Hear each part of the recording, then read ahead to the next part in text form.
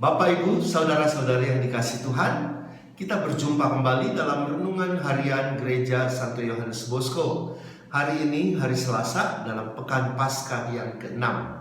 Semoga Bapak, Ibu, saudara-saudari sekalian tetap semangat, jangan pernah kendor, dan selalu bergembira dalam menjalani masa-masa karantina ini. Saudara-saudari, mari kita merenungkan dari bacaan Injil Suci menurut Yohanes bab 16 ayat 5-11. Silakan melanjutkan video ini ketika selesai membacanya.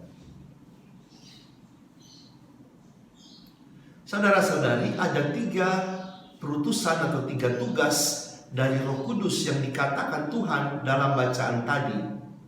Roh Kudus akan menginsafkan manusia akan dosa, akan menegaskan kebenaran dan penghakiman. Apa arti dari ketiga tugas Roh Kudus ini dalam kehidupan kita? Pertama, ketika kita melakukan dosa dan kita menyesal, rasa menyesal itu adalah gerakan dari Roh Kudus, sapaan Roh Kudus yang ditanggapi oleh kita, yang membawa kita pada penyesalan atas dosa.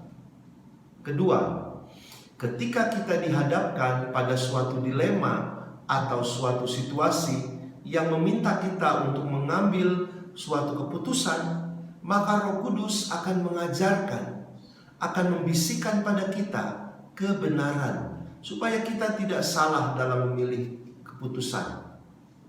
Ketiga, ketika kita melakukan suatu kesalahan atau dosa dan kita tahu dan sadar akan hal itu, maka Roh Kudus akan selalu menegaskan pada kita bahwa kita berdosa dan kita layak mendapatkan hukuman. Roh Kudus yang bersemayam dalam hati kita akan menghakimi kita atas perbuatan salah kita tersebut.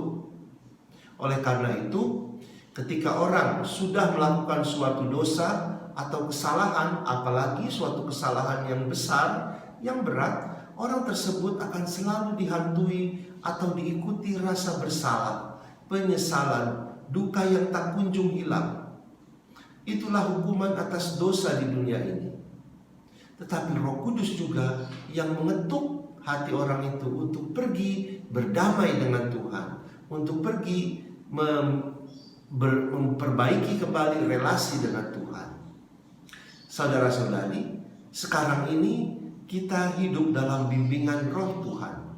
Marilah kita belajar untuk selalu peka akan kehadiran dan suara Tuhan, suara Roh Kudus yang menuntun kita untuk bisa hidup dalam kedamaian, sukacita, dan kebebasan anak-anak Allah. Tuhan berkati kita.